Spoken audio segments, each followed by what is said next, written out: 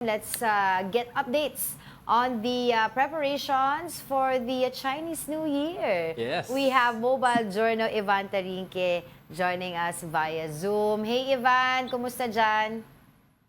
Diego, Angela, isang Nasaan ka araw ba? na bago yung talagang Chinese New Year, ay talaga may kita nyo, dagsana yung mga tao. Actually, marami na yung mga taong nag-iikot-ikot dito sa Binondo ngayong umaga. No, kanina, nakausap natin yung ilan sa kanila. No, and sabi nila, ngayong araw, yung iba ngayong araw, talaga pupunta para mamili ng kanilang mga lucky charms at ng mga ilang mga prutas dahil bukas expected nga daw nila ay mas marami ng tao at baka hindi na sila halos makagalaw dito. Diego, Evan, Angela. specifically, where are you? Tsaka ano yung mga activities nangyayari starting sa gabi all the way till tomorrow? Usually, ano ba nangyayari on a regular Chinese New Year? Yes, Diego, actually nandito tayo ngayon sa may Ongping Street. No, ikot ko na lang kayo para bigyan natin ng konting background kung ano na yung nangyayari ngayong umaga. So makikita natin maraming tao pero hindi pa ganoon ka-crowded yung kalsada dahil bukas expected na katulad na every year, no, every Chinese New Year, talaga itong mga daanan na to ay hindi halos madaanan. No? So, nagsimula festivities dito no, sa Binondo noong Friday kung saan nga binuksan o inlawan itong Prosperity Tree sa may Plaza San Lorenzo Ruiz. No? And Okay. mamayang alas 8 hanggang mamayang 11 p.m. no, magkakaroon naman ng countdown sa may Jones Briggs. No? At Yes, tuloy yung celebration hanggang actually bukas. No? Hanggang bukas kung saan nga talagang pinagdiriwang yung Chinese New Year, kung saan magkakaroon naman ng Golden Parade, no? Kung saan makikita yung mga traditional lion dance, mga floats, at mga cultural performances na magsisimula dito sa may old office. No? So kung makikita natin ngayon, Diego, Angela, maraming tao. Pero sa ngayon may mga sasakyan pang nakakadaan pero bukas hindi na sila allowed at marami rin mga superheroes Ayun, na It's Spider-Man, no? nagpapaikot-ikot, si Spider-Man, si Batman, si Deadpool, at andun pa yung ating paboritong characters from Toy Story. Yeah. Evan, ang cute naman. Evan, ano tawag dito? You mentioned kasi bukas pa ipagbabawal ang mga kotse na dumaan.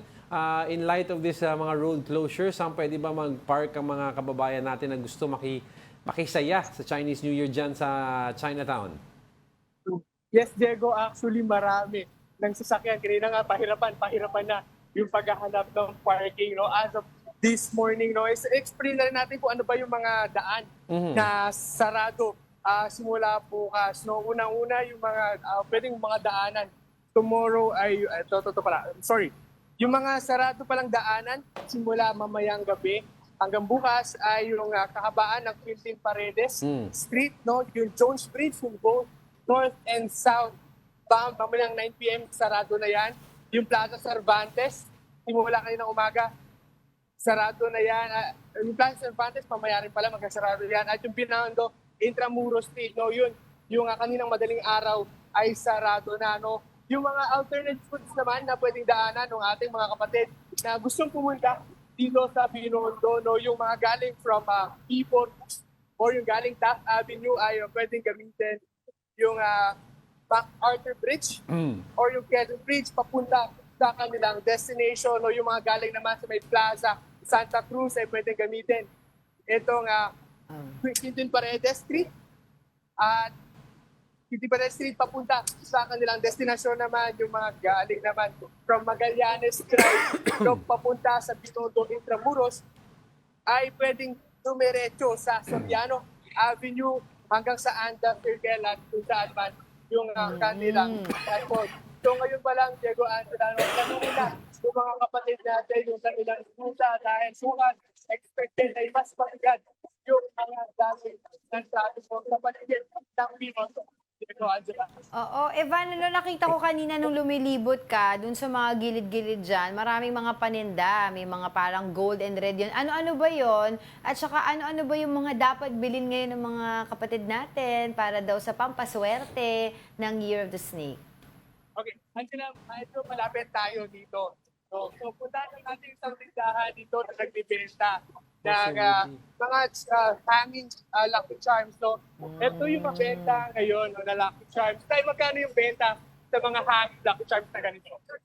35 pesos isang piraso. No, ang mabenta ngayon yung may hugis ahas. No, dahil Year of the Snake. Year of the Wooden Snake, no? Saka isa pa, Angela, yung mabenta rin yung mga ganito, yung mga palay. No, itong palay daw ay nagsimbolo ng prosperity. No, ang bentahan naman dito 35 isa or 3 for 100, no. Tapos sa kabila naman, may mga prutas din na ibinibenta, no, gaya nitong mga luya. Itong mga luya at pala itong mga dalandan, magpapaswerte rin yan, no. So madalas itong luya nasa 100 to 150 to 200 pesos, tama kuya? Yung presyo ng mga lucky luya na ito, no. So yan yung mga matadalas na binibenta sa kahabaan ng Ongping Street. No? Pero pag diniretso mo doon sa may mga tindahan, talaga ay mas marami pang mga Lucky Charms na pwedeng mabili. No? Yun yung may mga golden, yun yung medyo may malalaki na, yung may mga prosperity basket na nasa 3,500 to 4,000 pesos yung isang piraso. No? Pero kompleto na yon, kasama na doon yung ilang pang mga charms na ilalagay sa loob. Ang hindi lang kasama doon sa prosperity basket na mabibili ay yung bigas na inilalagay dito. Antayin Diego, na lang Angela. namin kay Oo. Evan yung Evan, paampaw ni Teka Evan lang, sa atin. Evan, ha? may nakita ko, nadaanan mo kanina dyan, yung sikat na bentahan ng Hopi at Tikoy. Bilhin mo kami niyan, ha? Ako yung ampaw gusto ko, ha? Ako, okay May na. laman, ha? Hopi ang ube, ha? Bawal ako sa munggo, eh. Sige, ingat ka, and thank you for those updates. That was Mobile Journal, Evan Tarinque. Medyo maaga-aga pa pero marami-rami na yung tao. But of course, importante na makita yung, masiguro yung security doon sa area. Yeah.